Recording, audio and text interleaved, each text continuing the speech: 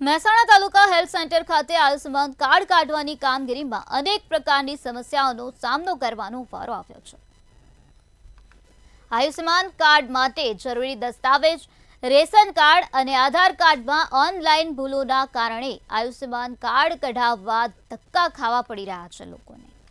Ration કાર્ડમાં નામ, સરનામા યોગ્ય રીતે અપડેટ ન થયા હોય તેમજ આધાર કાર્ડમાં પણ ઓનલાઈન સતીઓના કારણે આયુષ્યમાન કાર્ડ નીકળી શકતું નથી। આથી આયુષ્યમાન કાર્ડ કઢાવવું લાભાર્થી માટે મુશ્કેલ સાબિત થઈ રહ્યું છે।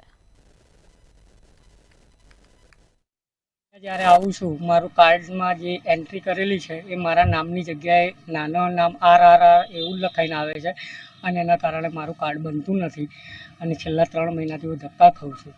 અને અહીંયા જ્યારે બી આવીએ છીએ તો એવું જ કહે છે કે ભાઈ મામલતદારમાં કરાવો। મામલતદારમાં અરજી કર્યા પછી પણ હજુ બી થતું નથી અને મારું કાર્ડ બનતું નથી।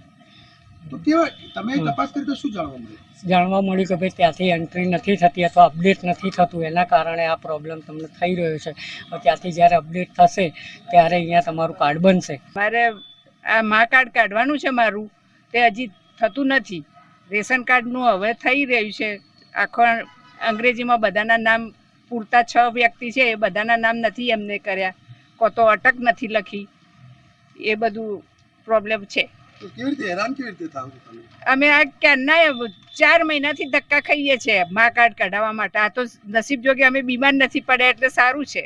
સાહેબ અમારું લોગિન હોય છે, અમે અમારા લોગિન ઉપર રેશન કાર્ડનો નંબર, આ કાર્ડ રેશન કાર્ડ ઉપર નીકળે છે, આયુષ્યમાન કાર્ડ, રેશન કાર્ડ, આધાર કાર્ડના આવકનો દાખલો પર રેશન કાર્ડનો જ્યારે અમે નંબર નાખીએ ને ત્યારે રેશન કાર્ડના અંદર ભૂલો આવે છે।